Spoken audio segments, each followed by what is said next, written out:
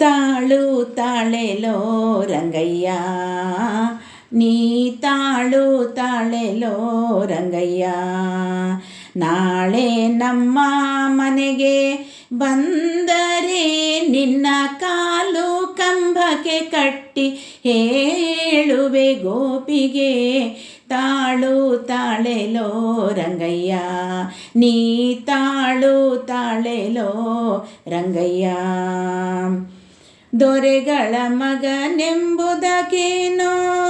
ಬಹು ದೂರದಿ ಮನೆ ಪೊಕ್ಕ ಪರಿಯೇನೋ, ದುರುಳ ಬುದ್ಧಿಯು ನಿನಗೆ ತರವೇನೋ, ಹಿಂದೆ ತಿರುಗಿ ಬೇಡುಂಡದ್ದು ಮರೆತೇನೋ ರಂಗ, ತಾಳು ತಾಳೆಲೋ ರಂಗಯ್ಯ, ನೀ ತಾಳು ತಾಳೆಲೋ ರಂಗಯ್ಯ. ಚಿಕ್ಕ ಮಕ್ಕಳು ಇಲ್ಲವೆಂದು ನೀ ಕಕ್ಕುಲತೆಯ ಮಾಡುವರೇನೋ, ಸಿಕ್ಕಿದ ಗೋಪಾಲ ಹಿಡಿ ಹಿಡಿ ಎಂದರೆ, ಸಿಕ್ಕಿದ ಗೋಪಾಲ ಹಿಡಿ ಹಿಡಿ ಎಂದರೆ, ನೀ ಬಿಕ್ಕಿ ಬಿಕ್ಕಿ ಅತ್ತರೆ ಬಿಡುವರೇನೋ ರಂಗ, ತಾಳು ತಾಳೆಲೋ ರಂಗಯ್ಯ, ನೀ ತಾಳು ತಾಳೆಲೋ ಕೃಷ್ಣಯ್ಯ. ಕಟ್ಟಿದ ಕಳ ಮೊಲೆಯುಂಡು ಕರು ಬಿಟ್ಟು ಓಡುವುದೇಕೆಲೋ ರಂಗ, ಸೃಷ್ಟಿಗೊಡೆಯ ಶ್ರೀ ಪುರಂದರ ವಿಠಲನಿ ಇಟ್ಟಿಗೆ ಮೇಲೆ ನಿಂತ ಕಾರಣವೇನೋ, ತಾಳು ತಾಳೆಲೋ ರಂಗಯ್ಯ, ನೀ ತಾಳು ತಾಳೆಲೋ ಕೃಷ್ಣಯ್ಯ.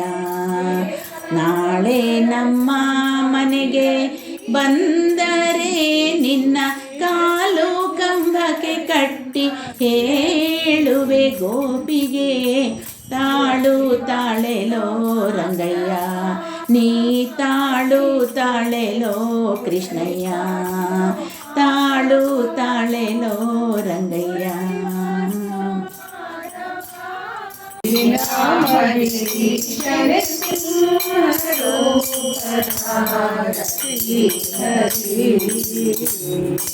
ಒಮ್ಮನದಿಂದಲೇ ಸುಮ್ಮನೆ ಭಜಿಪರ ಸಮ್ಮತದಿಂದಲೇ ಸಾಗರ ಹರಿಸಿಂಹೋಪನಾದ ಶ್ರೀಹರಿ, ಶರಣನು ಕರಿಯೇ ಕಂಬವು ಗಿರಿಯೇ ತುಂಬವು ಗ್ರಹ ತೋರಿದನೋ, ಕರುಣನು ಬಗೆದು ಕೊರಳದ ಕಾಂತಿದ ಶರಣನ ಕರುಗಿದ ಶ್ರೀಧರ ಸಿಂಹ ಸಿಂಹರೂಪನಾದ ಶ್ರೀಹರಿ, ಶಿವನಾಮದಿ ಶ್ರೀಹರಿ ಸಿಂಹರೂಪನಾದ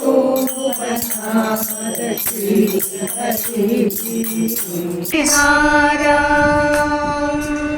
ಅರ್ಜುನಗೊಲಿದೊಂದು ಧ್ವಜವಾನಿಸಿ ನಿಂದು ಮೂರ್ಜಗವರಿವಂತೆ ಗರ್ಜನೆ ಮಾಡಿ, ಹೆಜ್ಜೆ ಹೆಜ್ಜೆಗೆ ನಿಮ್ಮ ಅಬ್ಜ ಪಾದದ ಧೂಳಿ ಮಾರ್ಜನದಲ್ಲಿ ಭವವರ್ಜಿತನೆನಿಸು, ಪವಮಾನ ಪವಮಾನ ಜಗದ ಪ್ರಾಣ ಸಂಕರೂಷಣ ಭವಭಯರಣ್ಯ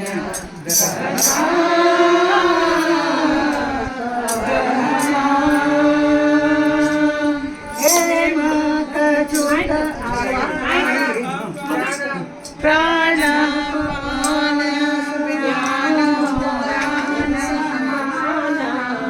ಆನಂದ ಭಾರತಿ ರಮಣ. ಅಬ್ಬಾ ಸೂಪರ್. ಆನಂದ ಭಾರತಿ ರಮಣ, ನೀನೇ ಶರ್ವಾದಿ ಗೀರ್ವಾಣಾದ್ಯರಿಗೆ ಜ್ಞಾನದನ ಪಾಲಿಪವರೇಣ್ಯ, ಜ್ಞಾನದನ ಪಾಲಿಪವರೇಣ್ಯ. ನಾನು ನಿರುತದಲ್ಲಿ ಏನೇನೆಸಗಿದೆ ಮಾನಸಾಧಿಕ ನಿನಗೊಪ್ಪಿಸಿದೆ ಪ್ರಾಣನಾಥ ಸಿರಿ ವಿಜಯ ವಿಠಲನ ಪ್ರಾಣನ ಕೊಡುವುದು ಭಾನು ಪ್ರಕಾಶ ಪವಮಾನ ಪವಮಾನ ಜಗದ ಪ್ರಾಣ ಸಂಕರುಷಣ ಭವ ಭಯಾರಣ್ಯ